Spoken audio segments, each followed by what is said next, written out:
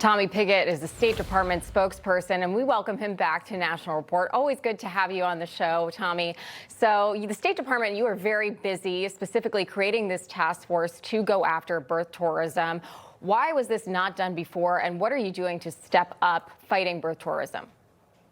Well, it really is an insidious practice. We are seeing this be a global phenomenon, and we're seeing these networks that are profiting, trying to essentially sell U.S. citizenship. This includes by advertising a world they say is without borders or automatic citizenship, disguising themselves as healthcare services when in reality it is this insidious practice with birth tourism. And then on top of defrauding consular officers to get that visa, they then coach these people to defraud the American people when they're here and leave taxpayers footing the bill for their medical expenses. So this is a really pressing issue. When that task force was announced, the secretary noted that we had revoked over 600 visas. I can now say that we are at nearly 900 visas being revoked just since this task force was launched.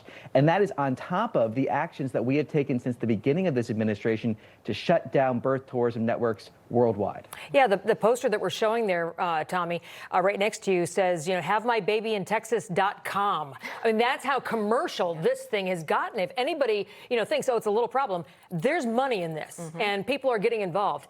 There was also a recent opinion piece by The Hill, which isn't necessarily a friendly Trump administration piece, but this one actually praised the president for his efforts to eradicate birth tourism. And it reads in part, there is a whole network of companies, nonprofit organizations, and legal advisors who do make money. They profit from helping these foreign women abuse our immigration system. Ironically, those least concerned seem to be the progressives, the same people who are constantly complaining that the rich don't think the laws apply to them and use their money to get whatever they want. So that is kind of calling the kettle black. We're talking about instances where people are profiting tens of thousands to hundreds of thousands of dollars per case. It is really this insidious practice, like I said, where first they coach people on how to lie and commit fraud to consular officers, and then they provide those services, quote unquote, to allow people to defraud the American people when they're in the United States, letting the American people or forcing the American people to pay for their medical expenses. It is completely insidious. It's absolutely outrageous. This is fundamentally about the sacred privilege of American citizenship. That is what we are defending here. We're defending the sacred privilege of what it means to be an American citizen. And last year, there was a documentary called How to Have an American Baby. So this is showing how prevalent this issue is. It followed expectant Chinese mothers to the United States during their journey to give birth on American soil. And the filmmaker discussed how many of these women were lied to and exploited in order for agents and businesses to keep profiting on the birth tourism industry. Let's take a listen.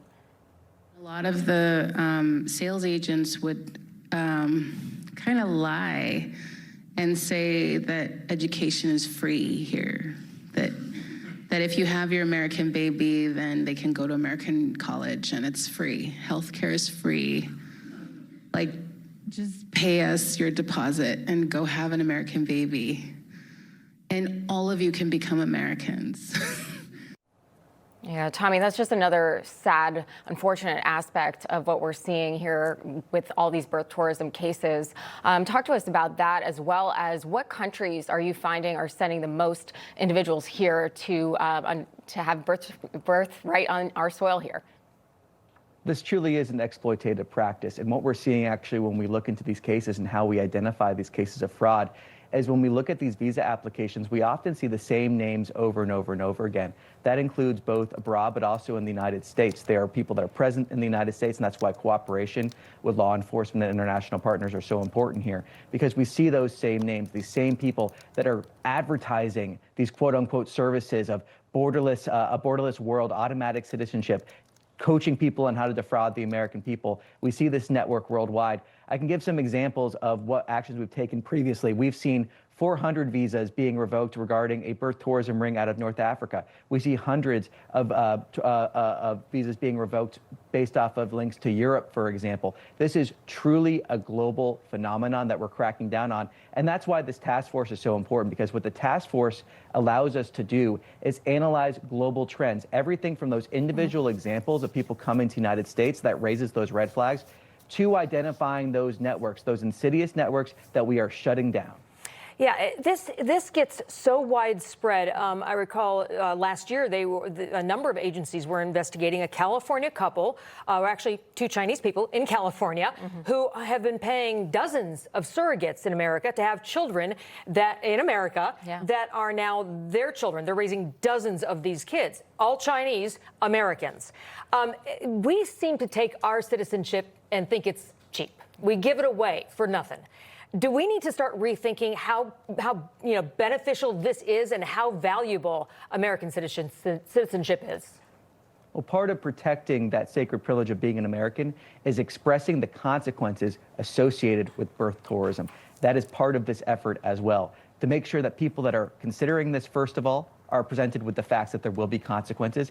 And those people, as in the clip that you just played, that are attempting to profit off of this by either lying to people or pushing this initiative that they have here, are also going to face consequences and are going to see those networks being shut down.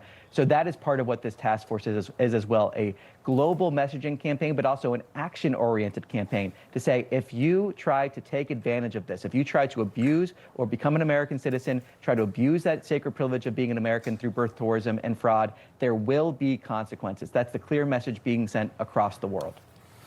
All right, Tommy Pigott, thanks so much for joining us again this morning. Thanks for having me on. Good to see you. Information. Truth